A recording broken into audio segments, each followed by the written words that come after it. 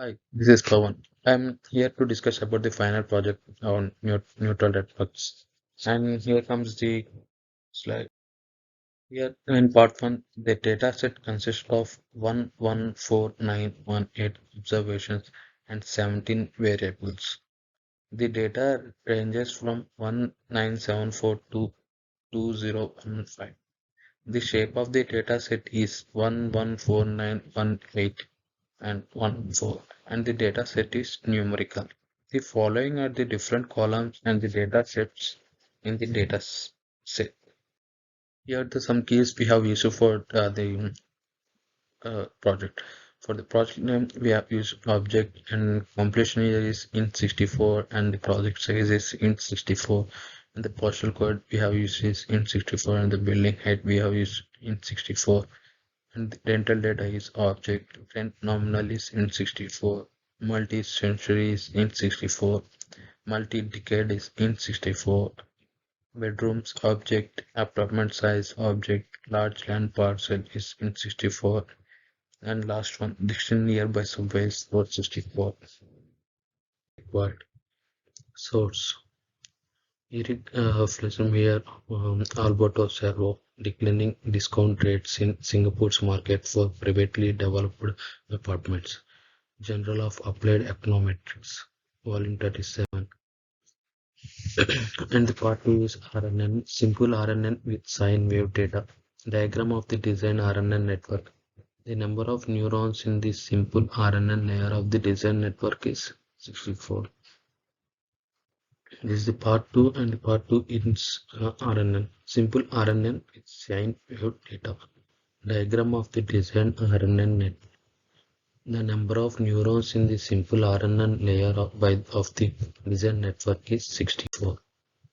And here is the graph shows that input layer, simple RNN layer, and the fully converted layer and output layer.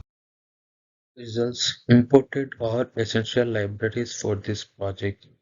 Created a basic sine wave using NumPy and plotted the sine wave data.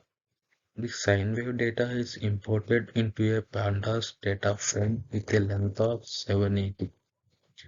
Data splitting is now complete. The percentage of text is 25. As a result, the exam length will be 25 percentage of 780 or 195. And the test data begins at index 585. We have now separated the original data set into testing and training data sets. The next step is to normalize the data into range 0 to 1. The minimax scalar is used for this. The training and testing data are normalized independently in this case. To generate time series batches for training and testing, a time series generator index is built.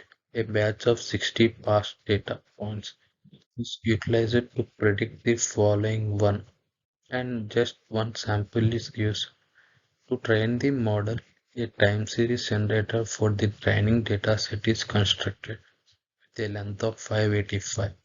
The final batch is printed only to see if the batches appears. The RNN module is now built. The RNN model compresses two layers. The simple RNN layer, which contains 64 neurons, and the fully connected layer. Now that the model has built, we must complete the Adam optimizer and MSC for loss function are utilized here. The following step is to fit the model. The number of epochs is 10. A time series generator is employed in this case. The model's performance is visualized after training and the loss reduced quickly during the first epoch and afterwards did not alter substantially. Run the run the model against the data to see how we'll learn. The new data frame contains sign values as well as the model's anticipated values. This new data frame is now plotted. The anticipated wave followed the original sine wave at times and overtook it at another times.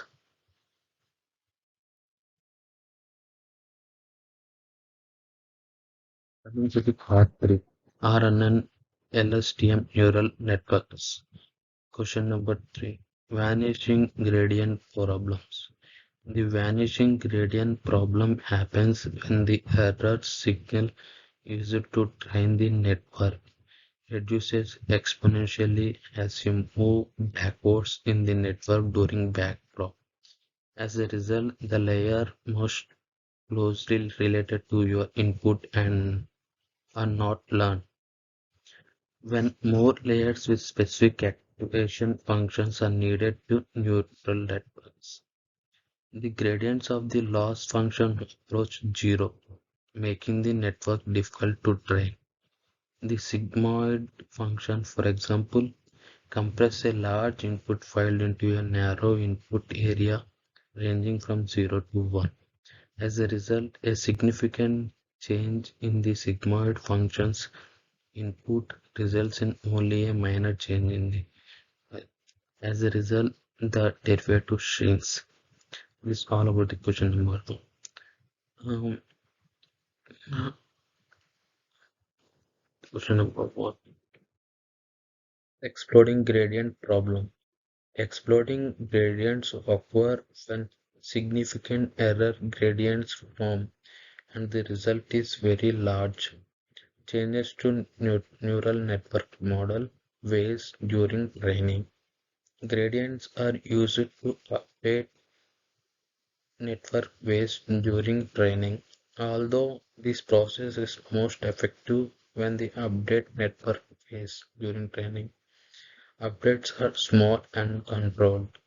When the gradient magnitudes mount up, an unstable network is likely to arise, resulting in the poor prediction results or even a model that outputs nothing relevant at all.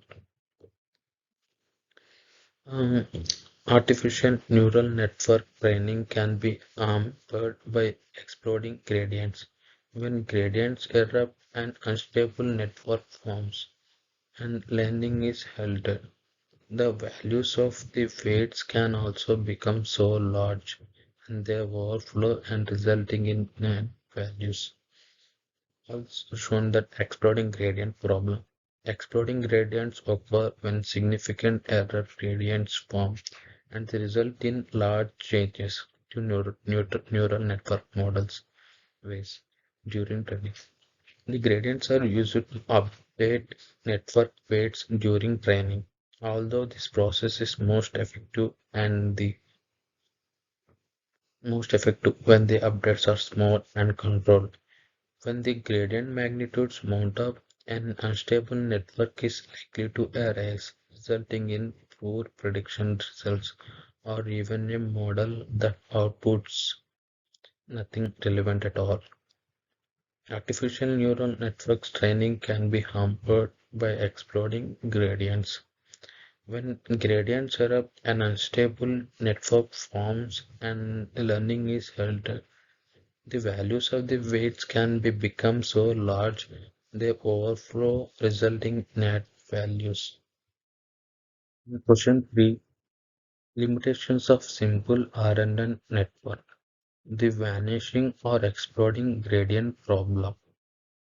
The error gradient of any unfolding RNN is determined as the sum of all gradient errors over timestamps. As a result, the algorithm is also known as back propagation over time (BPTT). This is the BPTT. This is known as back propagation over time because the chain rule is employed to compute the error gradients. The multiplicative terms domains grows over time, causing the gradient to burst or vanish. If the largest eigenvalue is less than 1,